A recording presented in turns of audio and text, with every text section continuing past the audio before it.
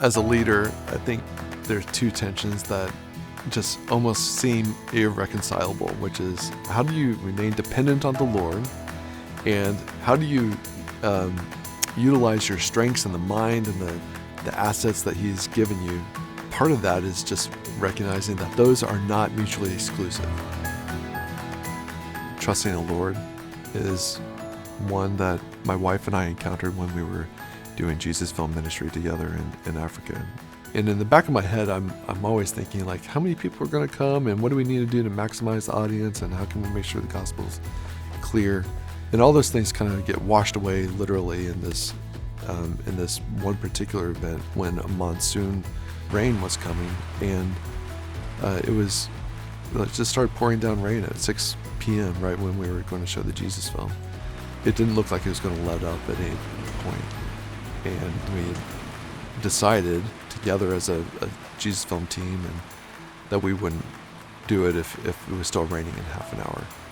I remember being in the back of a truck, kind of with pelting rain, deafening, and us just praying, Lord, would you stop this rainstorm so that we can show the Jesus film? And praying and praying and praying. Like, meanwhile, like, people are watching their watches. Like, it's almost 6:30. Half an hour is about to expire.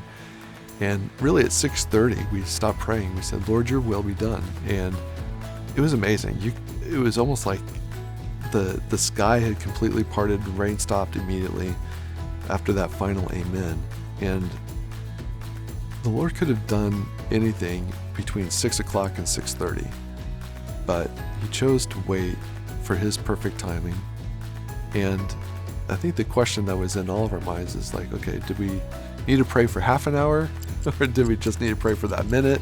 But the lesson that we took from it is that, hey, God's in control of all this stuff. He knew the outcomes. He's in control of timing. He's in control of even our, the faith that we exert or don't exert. He's in control of it all. And it's really a posture shift that I need to make a lot of times, of thinking that if I pray harder, if I had more faith, or if these people were involved, or if I made a better plan, it's not just my way or my ministry's way or the thing that I'm leading and we're doing this all together. There's a bigger story that the Lord is inviting us into. We don't even know a fraction of what the Lord is doing around the world. And what He's doing is so vast, we can't even comprehend it. And we get to play a part. So the Lord is both working and inviting so many people into His story. And for me as a leader, that is, from a human standpoint, it's so disorienting to think, okay, we're going to plan, we're going to do, oh wait, we might. But as a follower of Jesus, it's actually the most thrilling thing that we can do.